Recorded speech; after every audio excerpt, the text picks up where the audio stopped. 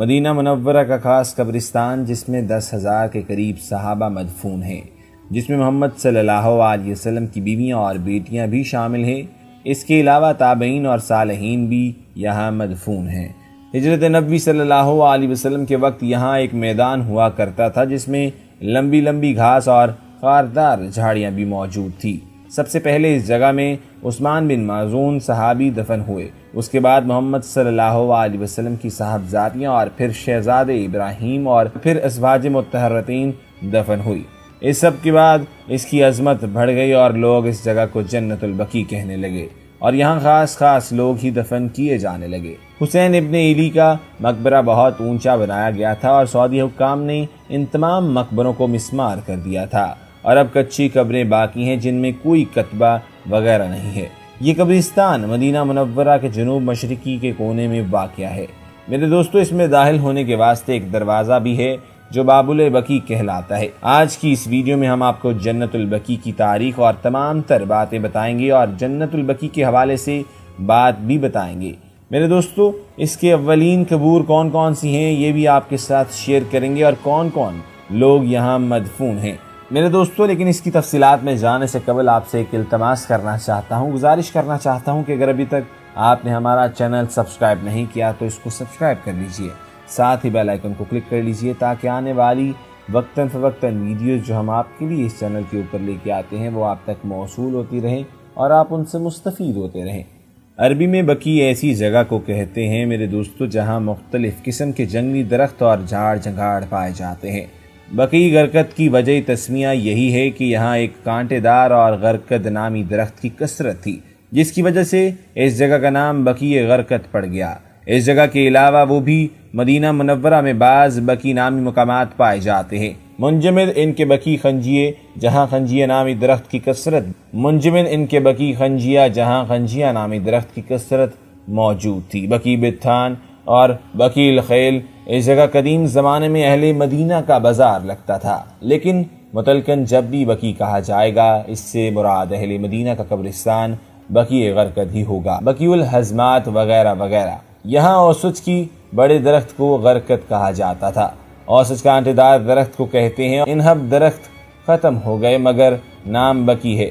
اس وقت یہ اہل مدینہ کا قبرستان ہے۔ خواتین و حضرات، جیسے کہ میں نے آپ کو پہلے بھی بتایا کہ بقیع اس جگہ کو کہتے ہیں جہاں جنگلی پیڑ پودے بکثرت پائے جاتے ہیں، اور چونکہ بقیع قبرستان کا نام بھی بقیع غرقد پڑ گیا، اس کا محل وقوع قبرستان مدینہ منورہ کی آبادی سے باہر مسجد نبوی صلی اللہ علیہ وسلم کے مشرقی سمت میں واقع ہے۔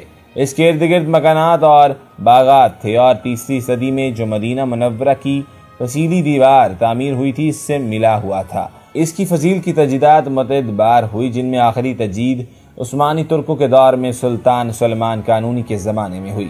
پھر اس ملک میں امن و امان قائم ہو جانے کے بعد اس فصیلی دیوار کو منہدم کر دیا گیا۔ پھر مسجد نبوی صلی اللہ علیہ وسلم کی آخری توسیع میں اس قبرستان اور مسجد نبوی صلی اللہ علیہ وسلم کے درمیان جو مکانات تھے ان سب کو منہدم کر دیا گیا۔ ان دونوں کے درمیان جو محلہ آباد تھا وہ اغوات کے نام سے معروف تھا۔ مسجد نبوی صلی اللہ علیہ وسلم کی مشرقی سمت میں اب یہ بقیع قبرستان مسجد نبوی صلی اللہ علیہ وسلم کی خارجی صحن سے مل چکا ہے۔ جب آپ صلی اللہ علیہ وسلم اور مہاجرین نے جب مدینہ منورہ ہجرت کی تو اس مبارک شہر میں تعمیری اور تمدنی ترقی ہونے لگی۔ اس وقت آپ صلی اللہ علیہ وسلم نے ارادہ فرمایا کہ کوئی مناسب جگہ مسلمانوں کی اموات کی تدفین کے لیے متعین ہو جائے۔ اسی مقصد کے پیش نظر آپ صلی اللہ علیہ وسلم نے اس جگہ تشریف لانے کا فیصلہ کیا اور ارشاد فرمایا، مجھے اسی جگہ کا حکم دیا گیا ہے، قبرستان کے لیے مجھے حکم دیا گیا ہے۔ روایت سے معلوم ہوتا ہے کہ اللہ تعالیٰ نے اپنے رسول صلی اللہ علیہ وسلم کو اس جگہ مسلمانوں کا قبرستان بنانے کا حکم فرمایا تھا۔ سن 2 ہجری میں غزوہ بدر کے بعد حضرت عثمان بن مدفون رضی اللہ تعالیٰ کی وفات ہوئی۔ حضرت عثمان بن مدفون اجمی کنیت ابو الحساب مشہور صحابی کا شمار اجل صحابہ رضی اللہ تعالیٰ عنہ میں ہوتا ہے۔ آپ ایسی طبیعت کے نیک تھے کہ زمانہ جاہلیت یا زمانہ اسلام بھی کبھی شراب کو ہاتھ نہیں لگایا تھا۔ آپ 13 افراد کے بعد اسلام میں داخل ہوئے اور 2 تجربوں کے شرف سے مشرف ہوئے۔ غزوہ بدر میں آپ رضی اللہ تعالیٰ عنہ نے حصہ لیا۔ اس کے 6 ماہ بعد آپ کی وفات کا سانحہ پیش آیا۔ مہاجرین میں سے سب سے پہلے آپ وفات پانے والے تھے، اور آپ کی وفات پر آپ صلی اللہ علیہ وسلم نے آپ کی وفات کے بعد آپ کی آنکھوں کے درمیان بوسہ لیا اور فرمایا ہمارے پیش رو میں عثمان بہت اچھے تھے۔ آپ کی قبر پر آپ صلی اللہ علیہ وسلم نے پتھر کی نشانی رکھی تاکہ قبر کی زیارت کرنے آیا کرو، اور جو بھی آن حضرت اہل بیت سے وفات پائے اس کو ان کی قبر کے نزدیک دفن کیا جائے۔ خواتین و حضرات، علماء کا اس میں اختلاف ہے کہ پہلے کس کی تدفین ہوئی، حضرت بن زرارہ انصاری رضی اللہ عنہ یا عثمان بن مدفون رضی اللہ تعالی عنہ کی۔ اس میں تطبیق یہ ہے کہ انصار میں سب سے پہلے حضرت اسد انصاری اور مہاجرین میں سے عثمان بن مدفون رضی اللہ عنہ۔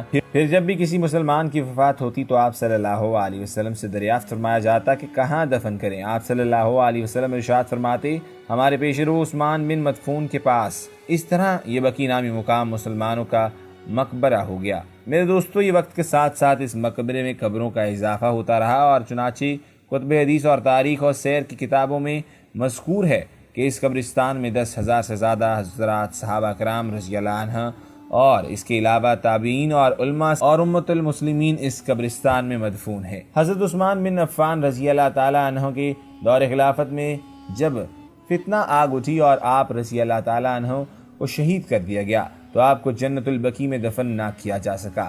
آپ کو خارج مشرقی سمت میں حوش کوکب باغ، جس کو حضرت عثمان رضی اللہ عنہ نے خریدا تھا، اس میں دفن کیا گیا۔ حضرت معاویہ رضی اللہ تعالی عنہ جب خلیفہ بنے تو آپ نے اس باغ کو بقیع میں شامل کر دیا۔ یہ بقیع کی پہلی توسیع تھی۔ اس کے بعد بقیع قبرستان عرصے دراز تک اسی حالت میں رہا۔ تاریخ اور سیر کی کتابوں میں معلوم ہوتا ہے کہ اس کے بعد کسی دور میں بھی جنت البقیع کو توسیع نہیں کیا گیا۔ دور حکومت میں بقیع عمارت کو جنت البقیع میں شامل کرنے کا فیصلہ کیا گیا۔ یہ وہ جگہ ہے جہاں آپ صلی اللہ علیہ وسلم کی 2 پھوپھیاں حضرت صفیہ اور حضرت عاتکہ رضی اللہ تعالی عنہم مدفون ہیں۔ میرے دوستو، بقیع عمارت کے علاوہ اس کے مشرق میں ایک تکونا جگہ تھی جو میونسٹپلی کے زیر اہتمام تھی، اس کو بھی بقیع میں شامل کر دیا گیا۔ اس طرح بقیع قبرستان میں شامل ہونے والا رقبہ بہت زیادہ ہوتا رہا۔ اس کی توسیع کے بعد بقیع قبرستان میں داخل ہونے کے لیے شمالی سمت میں 2 دروازے بھی کھولے گئے، جبکہ مغرب کی جانب پہلے 2 دروازے موجود تھے۔ اس طرح بقیع کے 4 دروازے ہو گئے۔ سن 139 میں بقیع کے گرد پختہ دیواروں سے گھیر دیا گیا اور اس کے اندر بھی پختہ راستے بنا دیے گئے۔ دوسری سعودی توسیع جنت البقیع کا کل رقبہ بہت زیادہ ہے۔ اس میں اموات کے غسل و کفن اور جنازے کی مکمل تیاری کا بھی نظام رکھا گیا ہے۔ متحدہ حدیث میں مدینہ منورہ میں انتقال ہونے اور بقیع میں دفن کی فضیلت وارد ہے۔ حضرت عبداللہ بن عمر رضی اللہ عنہ تعالی سے مروی ہے کہ آپ صلی اللہ علیہ وسلم نے ارشاد فرمایا کہ تم میں سے جس کو ہو سکے کہ اس کا انتقال مدینہ منورہ میں ہو تو وہ مدینہ میں مرنے کی کوشش کرے، اس لیے کہ جس کی مدینہ میں وفات ہوگی اس کی شفاعت کروں گا۔ ترمذی باب الفضل مدینہ احمد فی المسند اہل بقیع کو آپ صلی اللہ علیہ وسلم کی دعا و استغفار کی سعادت حاصل ہوئی۔ حضرت عائشہ رضی اللہ تعالی عنہ سے روایت ہے کہ جب میری باری کی رات ہوتی تو رسول اکرم صلی اللہ علیہ وسلم رات کے آخر حصے میں بقیع قبرستان کی طرف تشریف لے جاتے اور فرماتے السلام علیکم دارکم مومنو، ہمارے اوپر سلام ہو، اے مومنوں کے گھر والوں، تمہارے ساتھ کیا گیا وعدہ آ چکا جو کل پاؤ گے یا ایک مدت کے بعد، اور ہم اگر اللہ نے چاہا تم سے ملنے والے ہیں، اور اللہ بقیع الغرقد والوں کی مغفرت فرما۔ آپ صلی اللہ علیہ وسلم نے فرمایا جس کی حرمین میں سے کسی بھی حرم میں وفات ہو جائے تو وہ قیامت کے دن امن والا اٹھایا جائے گا۔ حضرت عبداللہ بن عمر سے روایت ہے کہ آپ صلی اللہ علیہ وسلم نے فرمایا سب سے پہلے جس شخص سے زمین شک ہوئی وہ میں ہوں گا، پھر ابو بکر، پھر عمر، پھر اہل بقیع رضی اللہ تعالی عنہ، پھر میں اہل بقیع کے پاس آؤں گا تو وہ میرے ساتھ جمع ہوں گے، اس کے بعد میں اہل مکہ کا انتظار کروں گا، پس میں حرمین کے درمیان سے اٹھوں گا۔ قیس بنت محسن رضی اللہ تعالیٰ فرماتے ہیں کہ کیا تم اس مقبرے کو دیکھ رہی ہو؟ اس میں 70,000 افراد قیامت کے دن اٹھیں گے جن کے چہرے 14ویں رات کی مانند چمک رہے ہوں گے، اور یہ لوگ جنت میں بغیر حساب کتاب کے داخل ہو جائیں گے۔